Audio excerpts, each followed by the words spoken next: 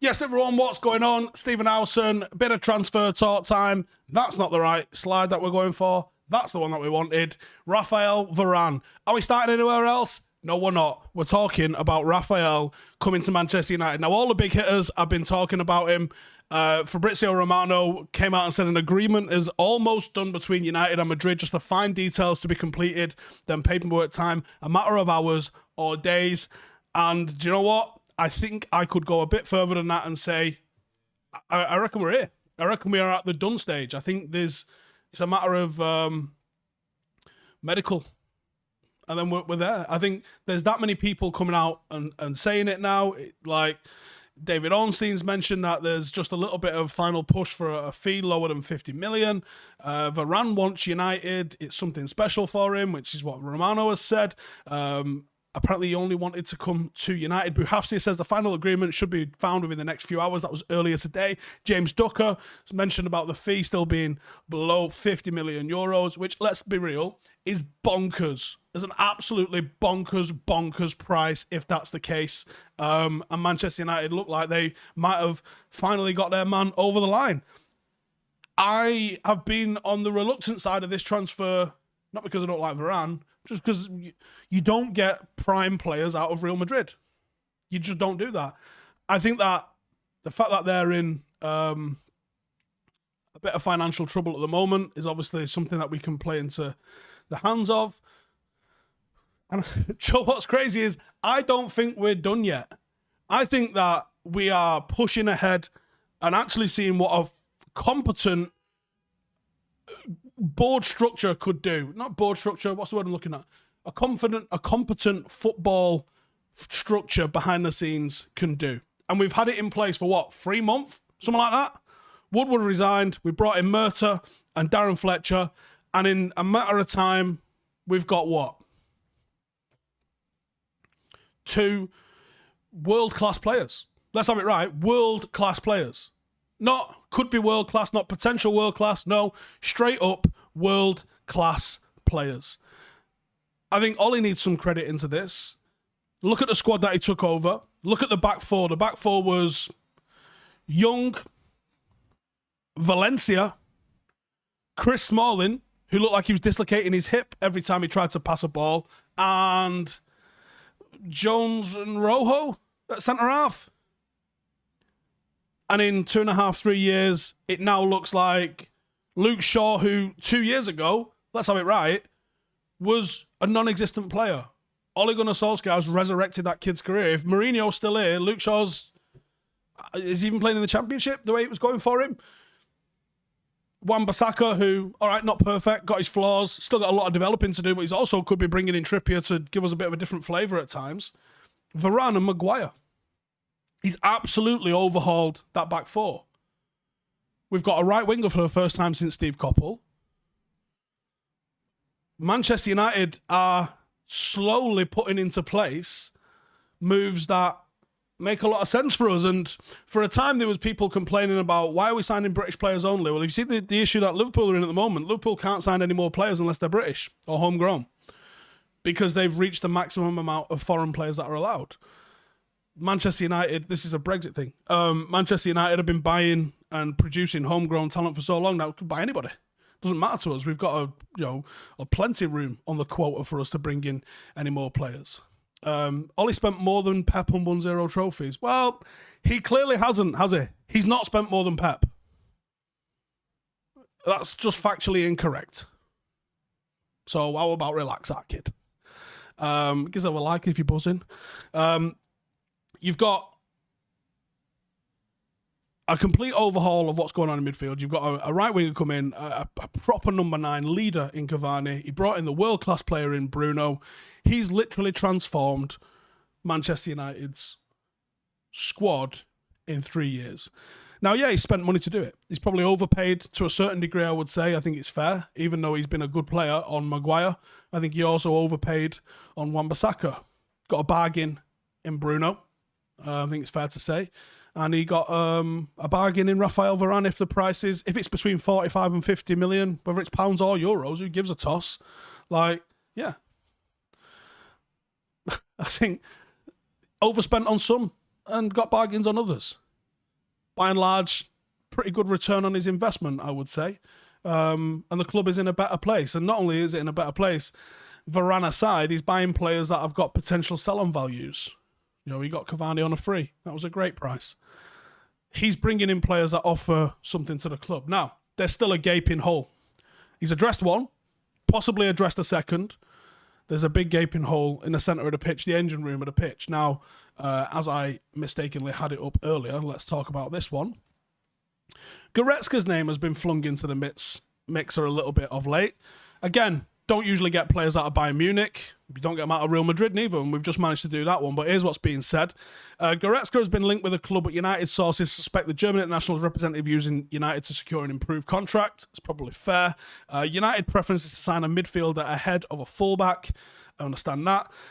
Interest is there in Camavinga and in Declan Rice, an already bloated department. There has to be significant sales to justify investment. Where you've got like Andreas, you've got Lingard, you've got Matic. You've got players that you can certainly ship on, potentially even Fred or McTominay, maybe, as a bit of an outside shout.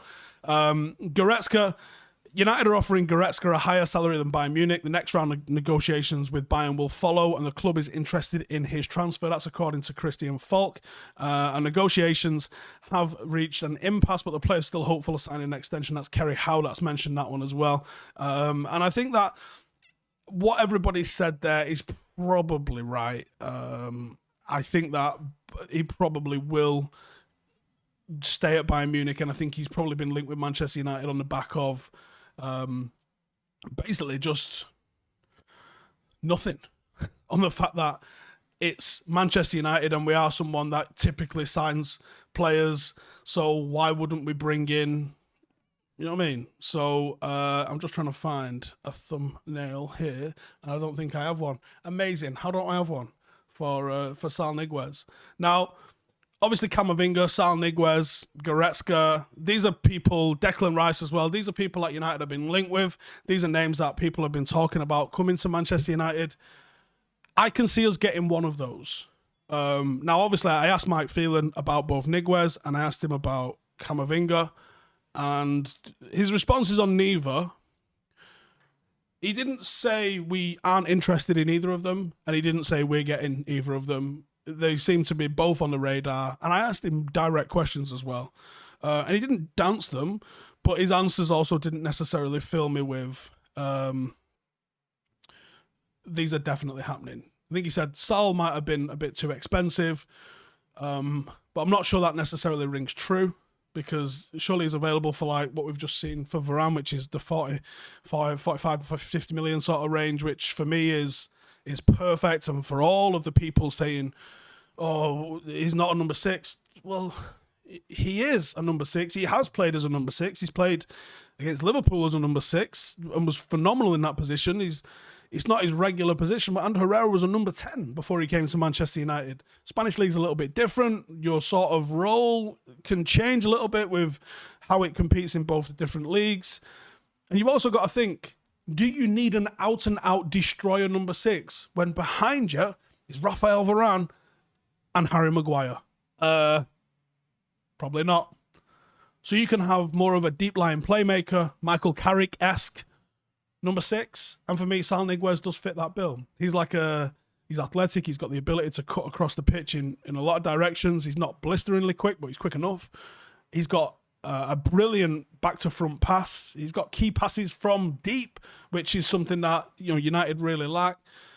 That is who I would suggest. That's my number 6. I think Frank Kessie would be an excellent option as well from Milan. I think there's a ton. Someone's mentioned it, James O'Brien. I'd go for Neves, Prem proven, a bargain, belting player, still young. I completely agree on that one. I think all of those players improve what Manchester United have got in. Can I reveal what Varane told Rio? Yeah, fuck it. You give him the eyes. The eyes emoji. That was what you give him. We need a specialist, Stephen. Enough of shoehorning, says Obi. No, you don't. You actually don't. And after chatting to Mike Phelan a couple of weeks ago, that's not how they're seeing it either. So when you see United linked with this guy and with that guy, and you go, how the fucking hell do they fit in? And Saul isn't a DM for over 30 games. And how many of those games has he played in England? Do you know what I mean? Basuma, great option. Is it exactly what we need? Do we want someone maybe a bit more progressive with the ball? You got to think about what United are asking for. What is Mike Phelan wanting? What is Mike Phelan and Ole Gunnar Solskjaer looking for in a midfielder? And from the conversation I had with them, they're not looking at specialists. Mike himself said he's not really into the 6, 8, 10 sort of designation of a midfielder, which is one I use. He said Ollie is a bit closer to that, but they go midfielder. Can he play midfield? To do midfield, you've got to do X, Y, Z, all the rest of it. And I think Sal Niguez ticks all of those boxes. He's a phenomenal footballer. And I think when you look at the defence that you're building behind him, do you need a destroyer? No, I don't think you do. Don't think you do. How many years do we sign Bellingham and how much? Do you know what? On this one as well, let's just get rid of this Goretzka stuff off the screen. So on the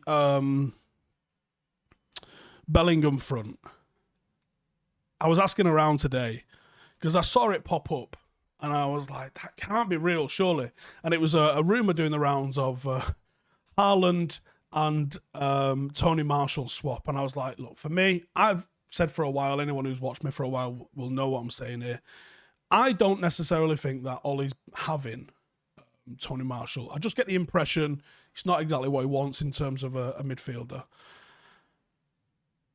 Or as a striker even. And when you look at what's gone on, do I think that United would love Haaland? Fucking right I do, yeah. But I just don't think there's anything in it. And more importantly, the reason for that is nothing really to do with the United side, it's the Dortmund side. Dortmund aren't letting two superstars go in one window. They're a selling club, but I think that they're a club that sells on their terms as and when they can, rather than, just cashing in on two chips in one window. I don't think they're going to do that. Callum Jr. says Rice is overpriced and overrated. I'd agree with that. Actually, I think he's a good player, but the way he's been bigged up, I think, that's it. Andrew Miller says, I think Ollie has lost patience with Marshall. I think you're probably right. And he's had enough opportunities, I think. Frank Kessie is signing a new contract for Milan. Yeah, I'm not saying we're getting him. Someone just asked me who would I want, and that is one of the ones I would want. Marshall on form is class, but when's that? Adichie says, Uncle Steve, can I see shades of Carrick in Neves? Am I the only one? No, I don't think so. I see a lot of those similar sort of traits as well. Do I think we are linked to so many midfielders because we've to replace Pogba and sign a CDM?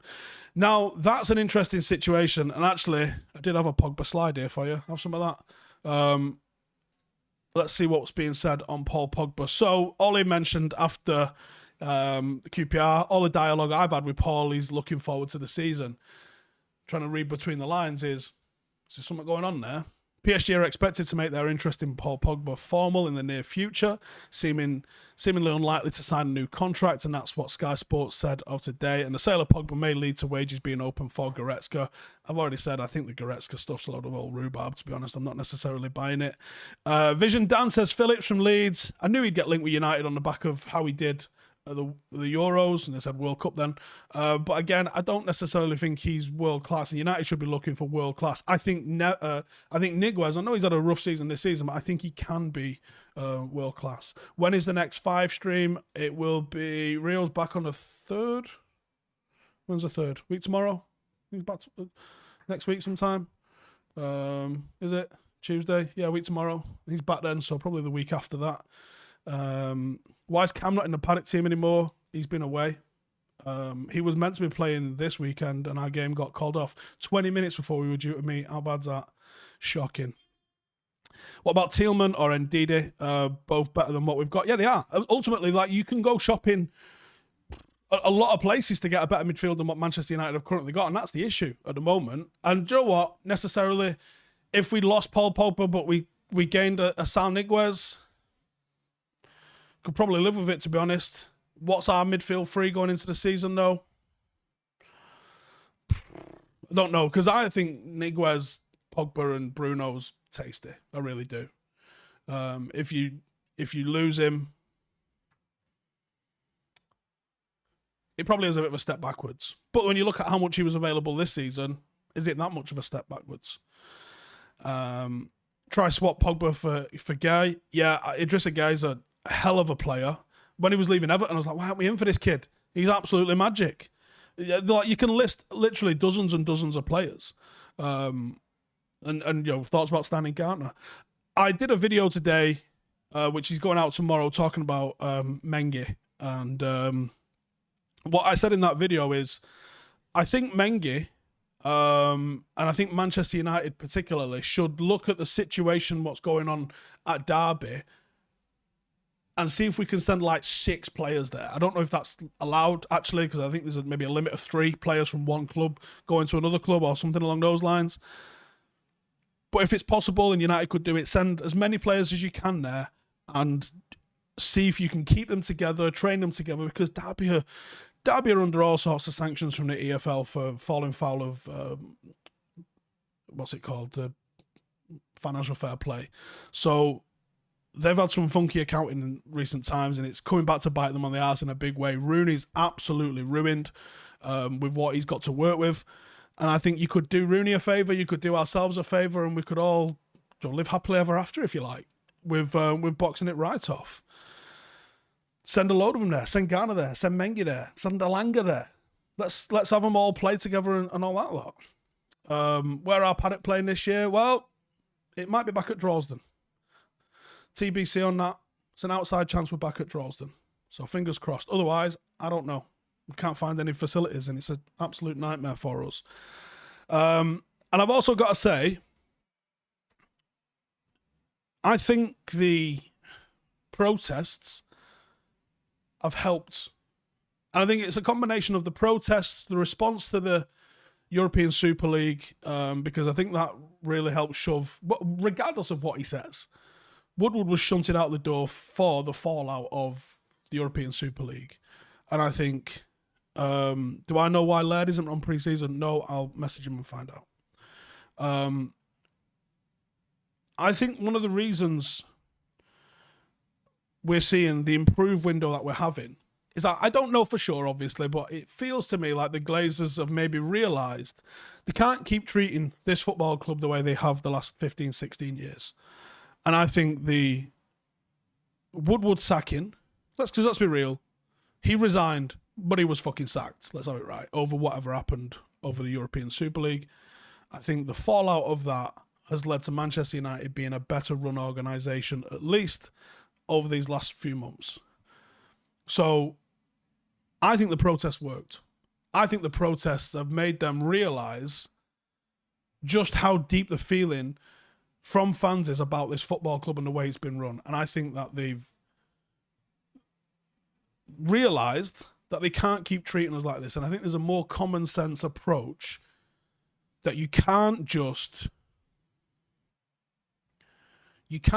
compete with the clubs doing what the likes of Manchester City are doing, what Chelsea are doing, by just trying to do just enough.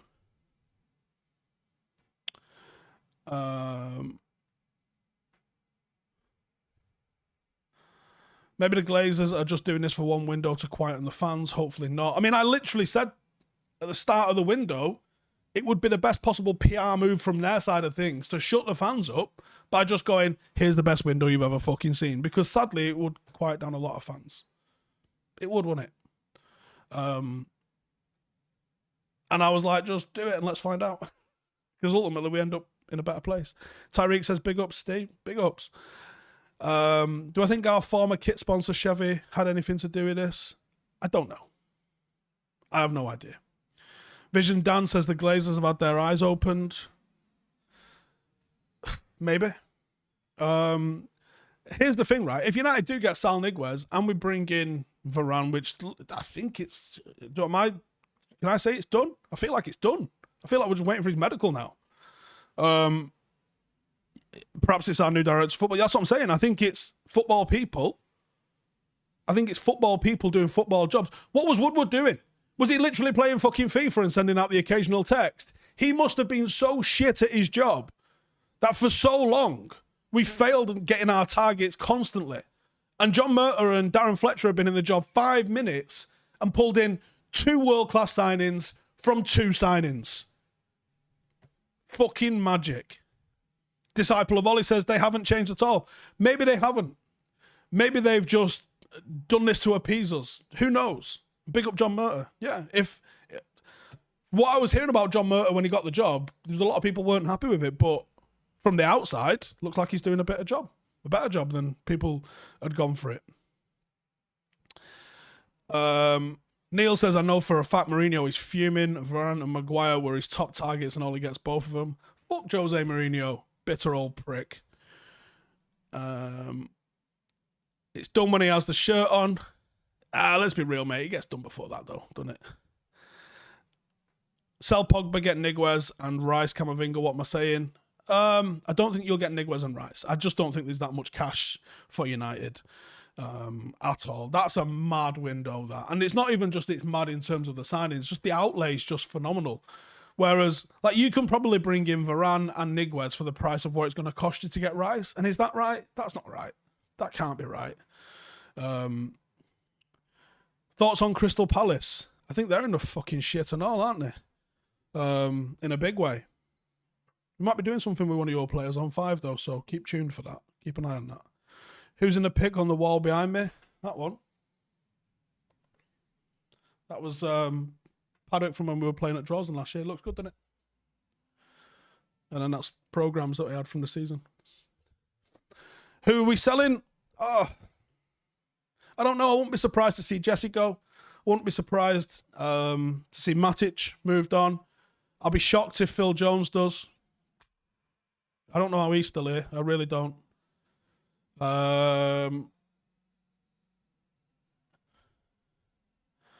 Finally, a decent partnership at the back after 8 years of mediocrity.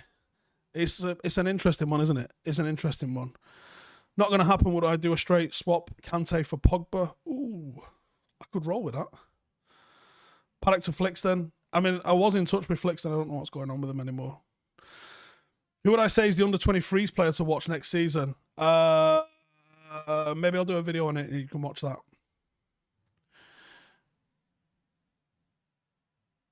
Shouldn't we be keeping Lingard given Rashford's injury? How was that the same? How far can we go in the Champions League this year? Listen, the day that I see Varane standing there holding up the shirt and we see, I don't know, let's say Sal Niguez comes in as well, I'm going to say some absolutely irresponsible shit. Listen, if you're a City fan that watches the channel, for starters, that's fucking bizarre, what you're doing. But get ready to clip me up because I'm going to say some outrageous shit about 21 and Champions Leagues and all sorts of stuff. No. Does my beard stink? Not since I stopped going down on your mum. Tuanzebe Mengi out on loans. I would say yes to both. By the looks of it, it's a shame for Tuanzebe because he was honestly world-class potential, but it's just not kicked on. Carl says, high expectations for next season. Our squad is strong to win silverware and challenge for a title. I'm going to do some serious name dropping here, but I am unapologetic about it, and I'm not even going to fucking apologize for it at all. So I spoke to Rio earlier today and was asking about various stuff, trying to plan out what we're doing next week. And he made a really good point about Ollie's now got a team that's worthy of him being judged on. And I think that's such a good point. And it goes back to the point that I sort of made at the start of the video where I said, look at the team that he's transformed it in. Look what the back four was for like his first few games in charge. Like Young, Valencia, Jones, Smalling. Look what it is now. Unreal. The change is night and day. The forward line, on one hand, it might look stronger. You're going from, I guess Mkhitaryan had already gone, hadn't he? But you had Sanchez, Rashford, Lukaku. Has it improved? Cavani, Sancho, Rashford. Yeah, I'd say it's different. It's probably better, man. Does Paul McShane signing mean 21 is coming? He's going to be part of the under-23 setup, isn't it? I haven't actually seen enough about what's going on with him there, so I will have to say we will see. Is Rashi going to miss 2 months? I don't know what the time frame was. How was Cornwall? It was good. I enjoyed it. So yeah, happy days. I